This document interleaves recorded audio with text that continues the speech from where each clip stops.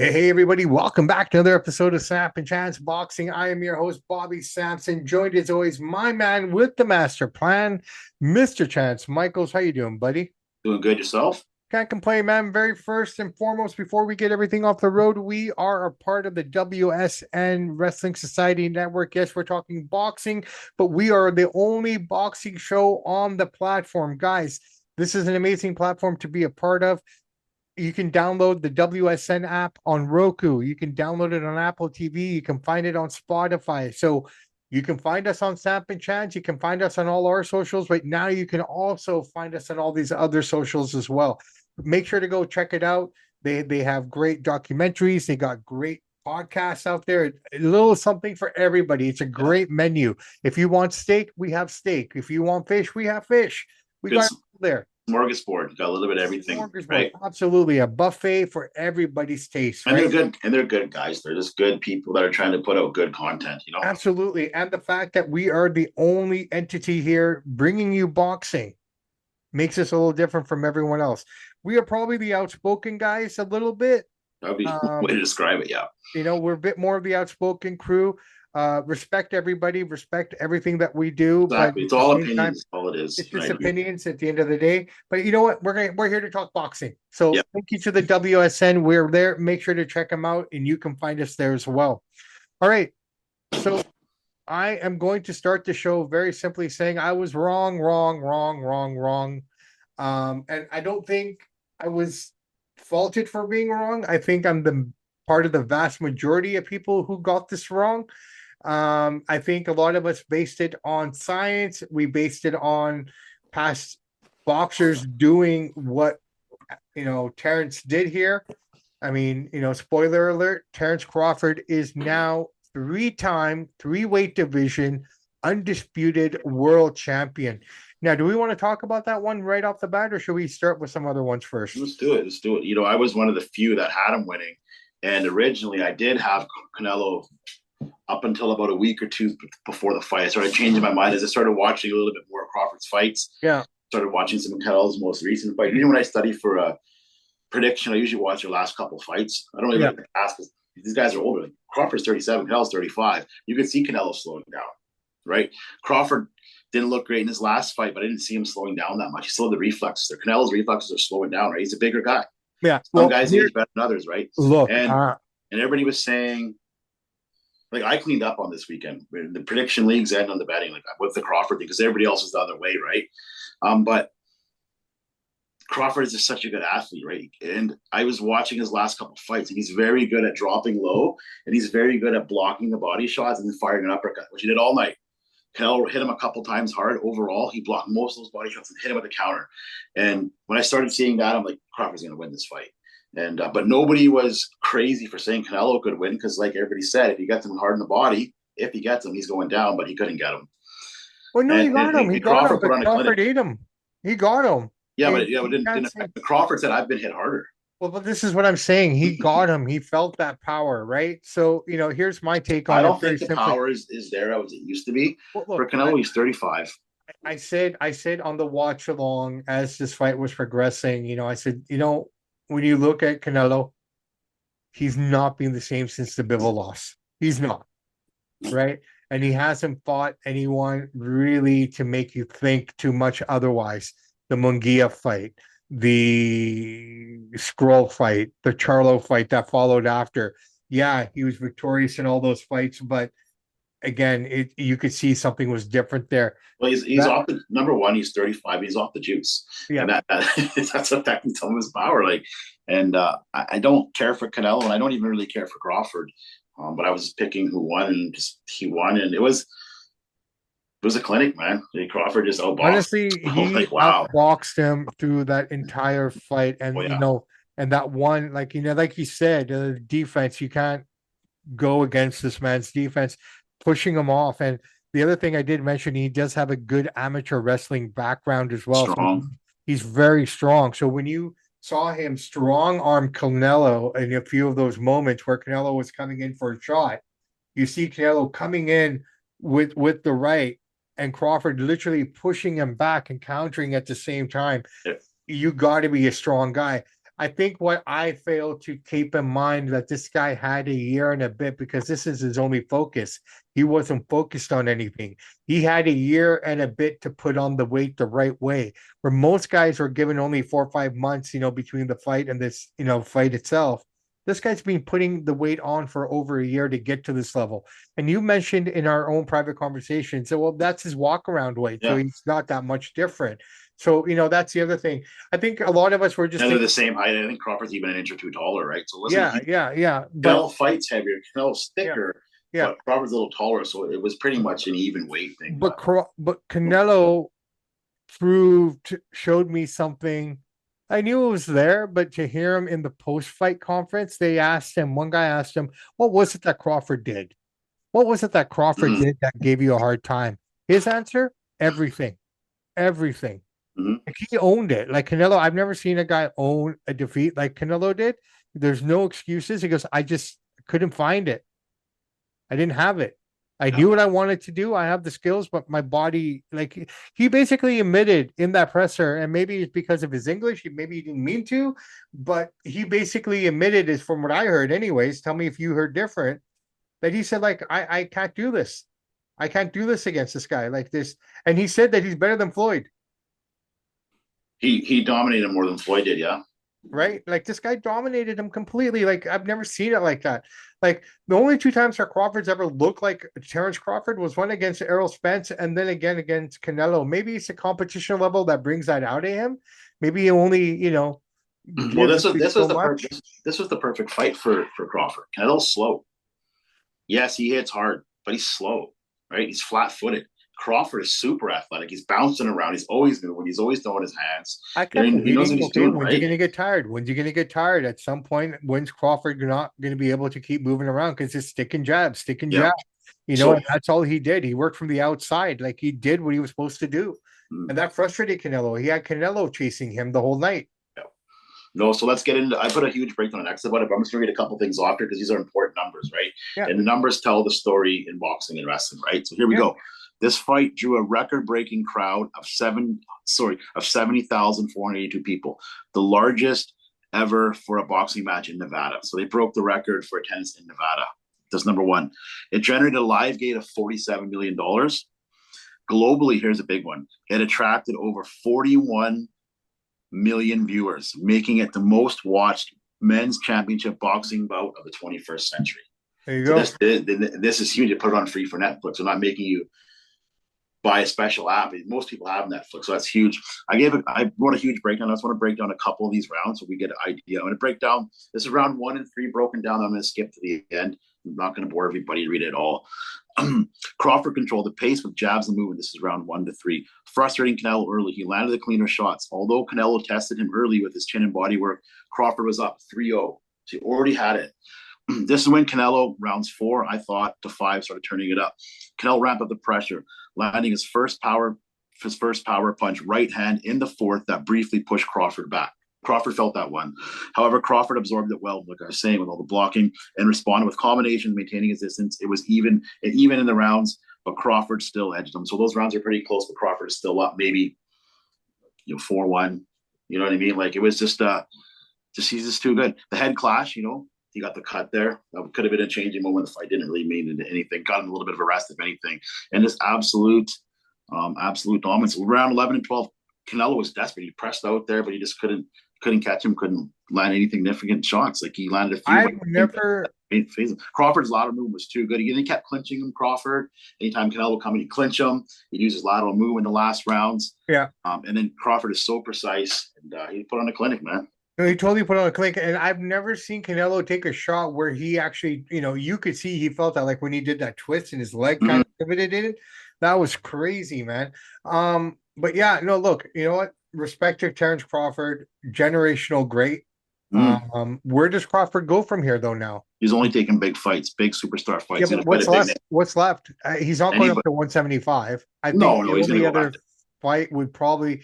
The only fight that it kind of excites me is probably at 154. There's nothing at 168 that excites me. I don't know what he's going to do. I think he's just going to do super fights. So whoever is a big name and wants super fight is going to start doing super fights. What about Tank? If Tank is willing to come up to 154, Yeah, you could see that. It's gonna be somebody like that, somebody like with a big name. He's gonna fight somebody with a big name because Crawford 37. So what He does this do fights for the once a year. titles then if he's just going to sit on them then? Because I know there's mandatories and stuff like that. So is this undisputed going to be short lived? Could be. It could be. Crawford's all about Right? making as much money as he can, right? Right? Like how What's long are they Canelo? going I'm to more make interested in them? what Canelo's going to do next. Where you know what Crawford can fight whoever he Well, hey, wants. What's let's think Canelo going about to do? it. This is the first time this century, maybe this century, I could be wrong, that Canelo hasn't had a belt, Yeah, he usually has right? something. He has nothing right now. Where does Canelo go from here? Does he hang him up? Does he stall? No, no, there's too much money to be made. He's only 35. He didn't get hurt. He lost the fight. He didn't really get Neither hurt. one really looks scratched up. Like, okay, No, granted, Terrence had that cut, whatever, but with the skin tone, it's really hard to tell how beat up he looked. yeah. Canelo just kind of had, the red marks on the face. Mhm. Other than that, both guys really looked unscathed. It was like when Pacquiao fought Mayweather. There was no really marks, a little shiner here and there, but it was just a boxing match. And Crawford was the better boxer, and Yeah, yeah, Canelo's yeah. slow.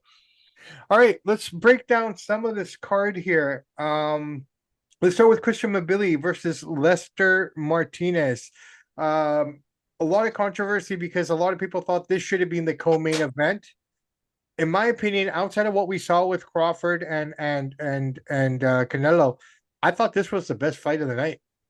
It was the best fight of the night, but that doesn't mean it should have been co-main event. Because when you're booking this, Mabili doesn't have a big name. Callum Walsh has a bigger name than Mabili. That's why Walsh is the co-main event. However, this fight was way better than that fight, but they had it right. They booked the fights right. You think so? Mabili's not a co-main event. Nobody even knows who he is besides us. Yeah, but I think based on what the ramifications of this fight meant, I thought it would better suited to be on the Buddy, co-main. I tell you guys all the time. I know guys that book boxing and MMA shows very well. One of my good friends. It's all about name notoriety. Yes, this was the best fight. Callum Walsh has a bigger name than Mabili. That's why he got the co-main. Simple. Oh, fair enough. All right. So if I Great fight. Great fight. well, okay, so these guys fought to a draw. I thought that was really disappointing. I think when Billy came out really, really fast in the beginning of this fight, those first 4 rounds, I think he was trying to end this by the 5th round, and he threw everything at Lester, and Lester took it all. The second half of the fight, you knew that Mabili was tired, and Lester was coming back. Most fights never go this long. She's not used to doing this. Well, the second half of the fight, Lester landed a lot more harder uppercuts and power hooks that took something out of Mabili, I felt, right? Plus, he slowed down because I think he emptied his tank by the 5th round. It was both. It was a combination of him right? punching himself out in all the shots he's taken. Yeah. And, and they took but the one thing I had a problem with here is the refereeing. I think the referee was just a little too lax with policing the shoving that Martinez was doing.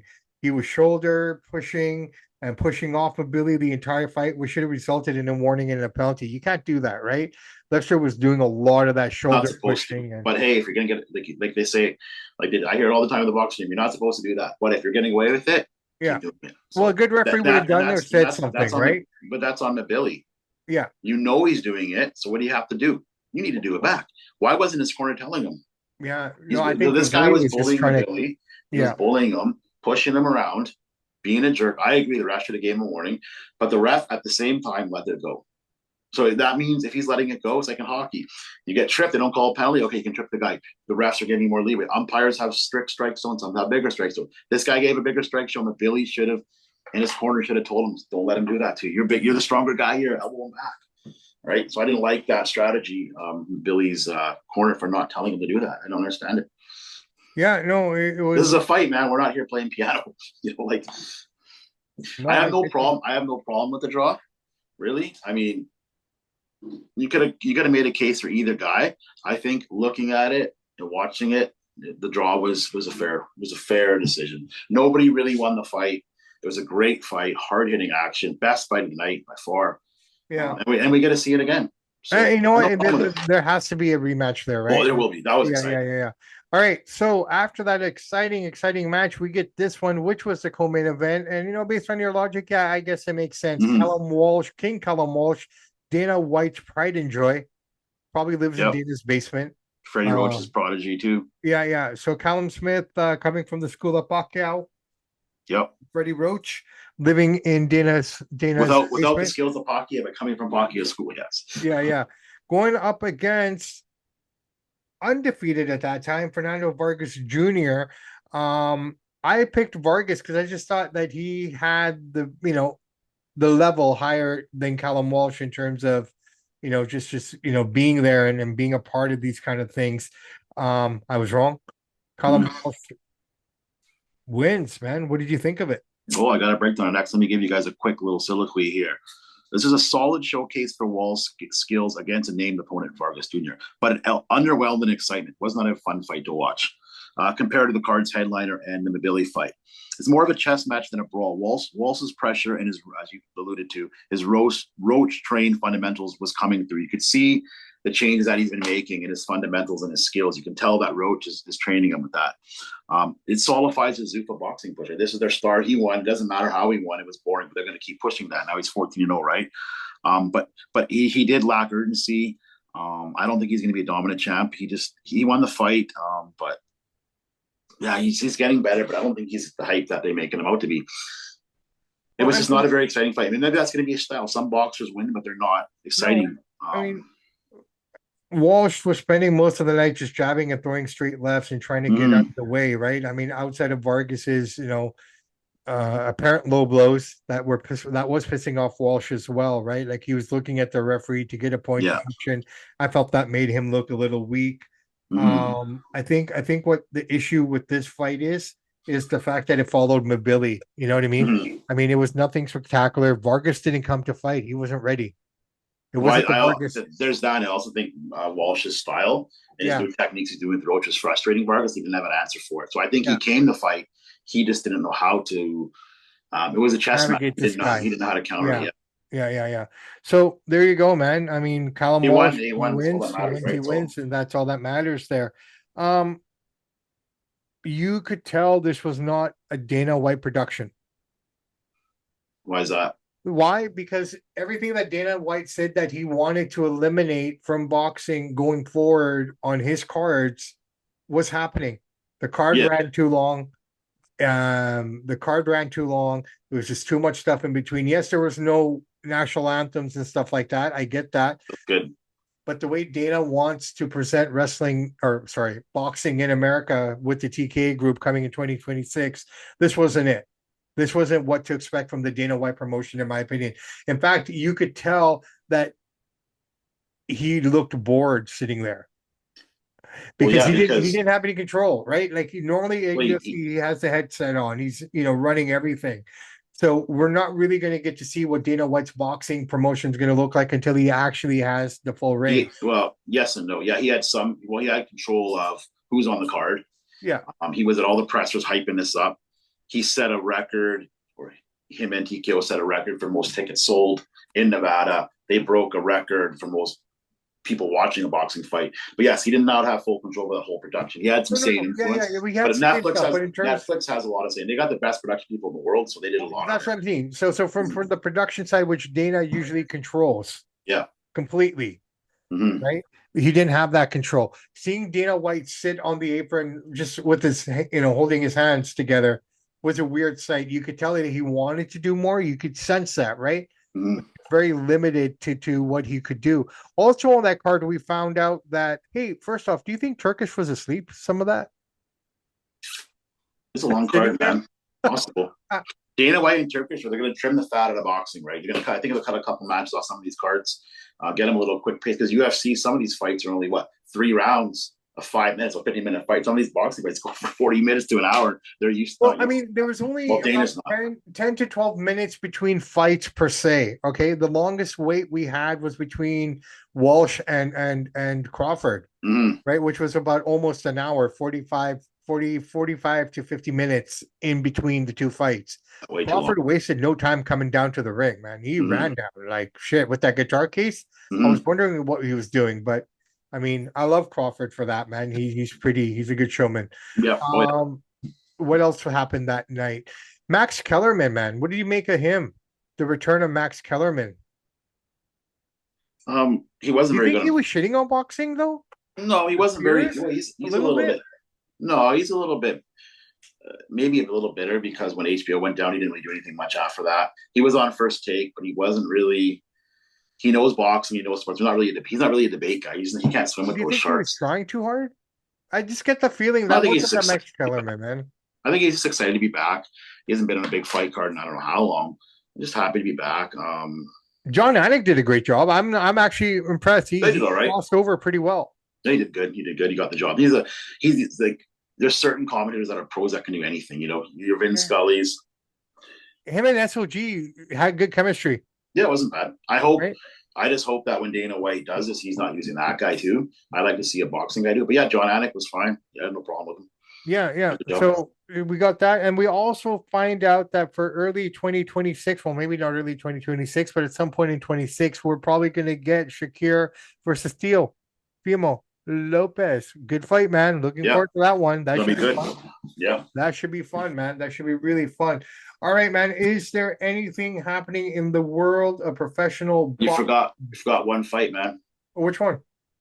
Your new way. All right. Yes, yes, yes. Inoue fought early later that night or early that morning in Japan. Unanimous decision. Chance, Michael, take it away, man. Well, this is the first fight in 11 fights that he hasn't knocked somebody out. Yeah. So that's a shocker in itself. He still won. He's still the undisputed super bantamweight champion at 122 pounds. It's hard to imagine a guy weighing 122 pounds, but that's what he is. He's just a little guy. But it was a good fight, man. Akhmadov came to fight. I mean, I think 90% of people predicted Inoue to win. The question was it knockout or decision? Some guys got it right. Most people said knockout for Inoue. And it was good to see him go the distance, that he can hold his own. The only part I didn't like about this fight is nobody could really watch. You have to log on to Facebook in the States. You couldn't watch it in Canada properly unless you have IPTV. So that hurts. When Inoue is one of the top pound for pound boxers in the world, and you got to go to Facebook. If you're in Canada, you can't find his fights unless you have a legal cable. But Top Rank should have prepared for this, man. They shouldn't have left it. Like, who, when you're an entity like Top Rank, how can you leave your provider with not having some place to go? It's like selling your house and then living in the U-Haul truck because you don't have a house to move into. Yeah. Quick little. Like, I'm not going to read all the rounds because I break them out 1 to 3, 4 to 6, 7 to 8. Quickly before I just want to give you round 4 because this is what round 1 to 3. He was kind of feeling it out. He was very wary of the power of Alkamev. But around 4, I'll read this go quickly. It's around 4 to 6. Inoue warms up. His footwork started shining through, and he circled and peppered his opponent with combinations to the head and body. Alkamev swung big rights but missed often. But he would absorb the counters. Inoue landed 45 punches to Alkamedov's 28 in this stretch, widened the gap. This is when Inoue took over and started to dominate the fight. So the first 3 rounds, he's feeling it out. He was respecting his power. Maybe he respected his power too much because we know Inoue's been knocked down recently. So I think he's a little bit gun shy. But around round 4, he turned it up. And then round 7 and on, peak dominance. He targeted the body relentlessly. He caused visible swelling on his face. I'm pretty sure he got concussed in round 8. Alkamev, he stumbled back, visibly shaken up. I thought he's actually going to fall down. Honestly, man. And Inoue in round 7 landed 52% of his power shots. Just an amazing, amazing performance. And Alkamev brought it on in round 10, but on just couldn't do it. Honestly, man, when I watched this fight, all I saw was this very simply. I saw a man go in there against another man and just take shot after shot after shot after shot for 12 rounds, man. Go down. He was relentless, right? And it came to the point where he was just standing there eating them. So respect to MJ, man, because he took a lot of fucking shots. Like he ton of shots, right? I don't have a problem with the decision here. 117, 111, 118, 110, 118, 110. Wide, clear, no argument. Call it what it was. It was just another routine night for the monster, who's making killers look like sparring partners, honestly. I mean, that's really what it was here. And I think, the other thing is the respect that MJ has for Inoue. Like at the final presser, he gifted the whole team with gift bags and traditional robes and, just a different level that what you normally see in North American side or even in to a certain extent. Well, because over there, they're a lot more classy. Yeah. A lot more respect. So over here, we're all about the fact that Inoue couldn't knock him out after beating him relentlessly. Like, I'm surprised the referee didn't even stop it at some point here. Like there were some shots here where he was just like, you could have stopped. Around 8, I think he got concussed. He staggered around. I thought he was going to fall. They could have stopped this in the third round. just the amount of shots that he was eating because he really wasn't defending himself. Like he No, was but there'd be some pawing. rounds where he'd come alive, fire back a bit. So I mean, Once or twice, but for the most part, he just kept pawing at him, pawing at him. You know what I mean? He wasn't really doing anything. It's like, step up, move aside, do something. He's just like walking into everything. Like he just sat there yeah, well, like he a had no punching answer. bag. He had no answer. He has a game plan, but the speed and power of New is just so much. Yeah, It's hard to believe that a guy so small, 122 pounds, most women weigh more than that, yeah. right? And he hits so hard for such a little guy. Dude, He's it's fun. got it's kind of tough now. Like it'll probably never happen, but the fight to make is a Inoue Crawford. I mean, No, he's too small. no, I get that, but I'm just saying if you're looking at it, I mean, if it is at all possible, I mean, I think the best fight for them now there is no excuse. Now we need to see Nakatani Inoue. That Mhm. has to happen, I think so. right? There's nobody else left, in my opinion. Everyone else you throw at Inoue, he's just going to eat. Like I almost feel that he probably slowed down, thinking, "Hey, I need some rounds." So I think he was. I think he was a little bit weird because he's been knocked down the last couple of fights. He didn't want that to happen again. So yeah, he's showing a lot of respect for Alcometa's power, yeah. maybe too much, and saying that he's still nominated the guy. But I think that could be because the first couple rounds he was kind of gun shy, but before he comes out like a bat out of hell. I mean, Yeah. I guess he was testing the waters, and plus he knew to step up in the conversation. Like MJ, he's not something to poo at, right? Like and he's nobody knows you get knocked down a couple times. One time you're not going to get back up, so he's a little more exactly. And cautious. those guys were lesser than MJ here. Makaleov, he's a straight killer, Oh yeah, right? good So challenge. so it was what it was. But I mean, a great challenge, but he made it look really, really easy. So we have two of the best pound for pound guys going up against straight killers, Yep, hypothetically, and made them both look pedestrian. absolutely. Pedestrian. The What a three best fighters in the world. Usyk number 1, a new way in Crawford, you can go 2 and 3. It's not Crawford. I'll tell you guys why. Because Usyk, the way he finishes opponents, he knocked out Dubois. He beat Fury twice. He beat Joshua twice. And he fights a couple times a year. Crawford hasn't fought in a year and a half. So that's why oh Usyk is number 1 fighter in the world. no, I And he's agree doing with it at that. heavyweight where one shot turned your whole lights out. Yeah, and he's the smaller man in the heavyweight division. He's a cruiserweight beating up giants. He's literally David in that division Yeah, he's slaying against Goliath. a bunch of Goliaths, right? So all right, man. I tell you what, we have boxing this weekend, but it's predominantly coming out of Australia. I guess we have the Fandora fight, Gabriela Fandora fighting this weekend as well on the PBC card. I think that's a Keith Thurman card, right? What do you mean? Keith Thurman's not fighting this weekend? Oh, sorry. So yeah, sorry. So Gabriela Fandora, she's fighting this weekend. Mm-hmm. We got Liam Paro fighting this weekend out of Australia. There's a couple of fights, but nothing of yeah. notoriety, nothing worth breaking down on the show because at the end of the day, this show is about knowledge and a little bit of entertainment. And we're going to talk about guys that most people don't know. Them. Yeah. But just to let the people know if they're looking for there's some good fights if you really want to some watch. good fights out there. But I mean, the Australia card, I think you're going to have to wake up at 2, 3 in the morning to catch that one, 4 o'clock in the morning to catch that one on a Thursday, Friday morning. I don't know if anyone wants to do that, but it's there. And then over the weekend, DAZN will give you your fill of all regional, local, and the nice thing about European boxing on cards. DAZN and Prime and Amazon, you don't have to watch it live. You Just can go back. later and you can sort through the crap, cut out the national anthems and all the BS. That's the nice thing about streaming. Exactly. All right, man. I think that's it. We've covered everything. Congratulations to Terence Crawford. 3 divisions disputed and Inoue. I mean, between the two of them, I think they own all the gold in boxing at their levels, right? I would love to see their wall of belts. Just insane. Before we go, wonderful gesture by Crawford giving back Canelo his belts.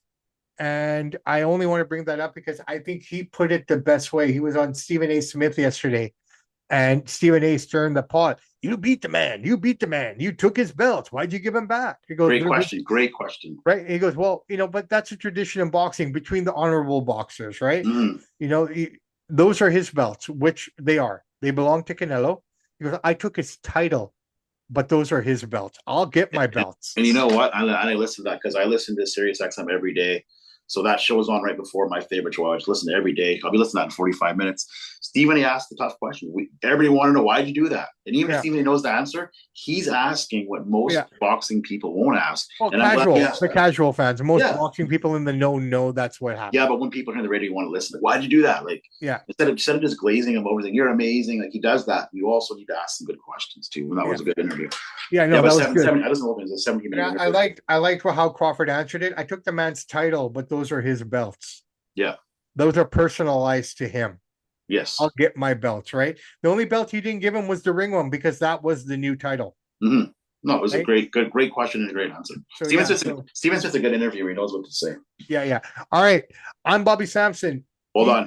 We got a tribute here we got to bring up. I wrote this. Oh, Ricky Hatton. Yeah. So I'm going to break it. I'm not going to give you his whole career because this is going to be too long-winded. I'm going to put it down on X.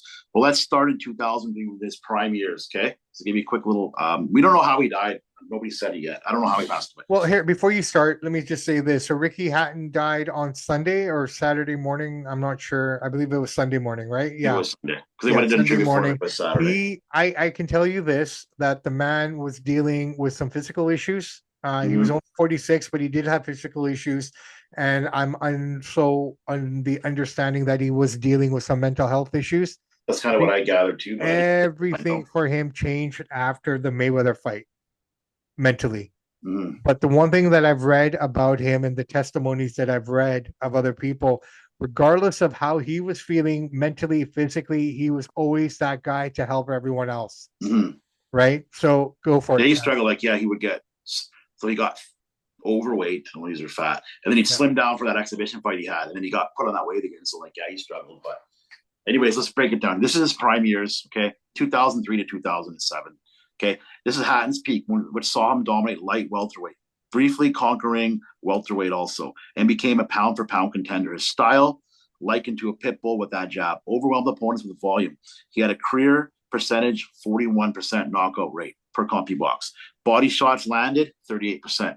Okay, so I'm going to say a couple of his key fights that stood out. 2003 against Ahmad McGee, unanimous decision, 12 rounds. He survived an early knockdown. Ricky Hatton did, and to outwork his opponent with it, who was a slick southpaw, proving his resilience and winning an obscure title, the WBU. You don't hear that one very much. No. 2005, his most famous fight, he knocked down Tim Tszew's dad in round 11. Got to Tszyu. He put him on the stool. He quit on the bench. Yeah. So this is Hatton's signature win. Facing lineal IBF and Ring Magazine champion at the time in Manchester, he pressured Tszyu into submission, like you just said, landing 143 body shots. Tszyu quit on his stool, as you said, before round 12, making Hatton the undisputed at 140 pounds, 40-0. The fight drew 20,000 fans and remains a British boxing landmark. Let's fast forward the clock a little bit here. I'm not going to bore everybody with anything. He beat one of my favorite fighters, Jose Luis Castilla, knocked him out in round 4. That's what he did. And then his 2007, he fought Floyd. He got TKO'd in the 10th round, but he was undefeated. Floyd is undefeated. Great fight. Floyd was just a better boxer. And then he beat Paulie Malignaggi, TKO Paulie Malignaggi, rebounded after the Mayweather fight, came back, TKO Paulie Malignaggi, who I can't stand. And then the most famous fight he's ever been in. I watched it live, 2008, Manny Pacquiao KOs him. Round 2, one of the most vicious knockouts in the world that you've ever seen. He went to sleep. He got knocked out first, got back, he went out cold. And he came back. He had a couple comeback fights, but we won't get into all that. But here's his career achievements quickly here before we wrap it up. The lineal IBF Ring Magazine light heavyweight champion from 05 to 07. WBA light welterweight champion 05 to 06. WBA welterweight champion 2006. WBU light welterweight champion 2001 to 2005 with 15 title defenses. His record overall 45-3, 32 KOs.